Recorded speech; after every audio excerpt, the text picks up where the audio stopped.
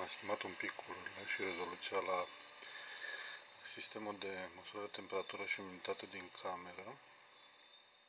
Deci am 33% umiditate relativă în cameră și 24,3 grade. Din oră în oră se resetează serverul. Am aceleași informații pe telefon, dar și pe pagina de la rețea net. Deci avem așa, aici am un Arduino, un senzor DC18B20 pentru temperatură, un DHT11 pentru umiditate, un modul SP8266 aici și cu interfața logică de la 5 la 3V, un adaptator extern. Deci aici pagina asta folosește comanda Ajax, în sensul că pagina e statică și doar se schimbă doar câteva linii de aici. La 15 secunde se face refresh. Asta am găsit partea asta. Am găsit-o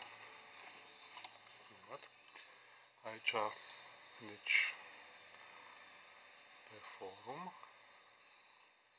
Am și postat aici pe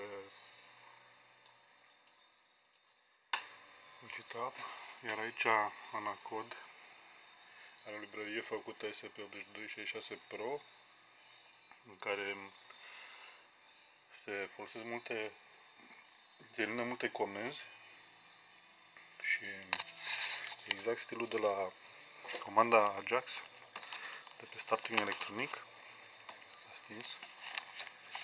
Imediat. Și repornim. Și acum am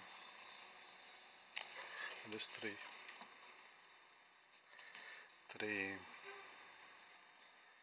clienți, să zicem așa, simultan, și văd că rezistă.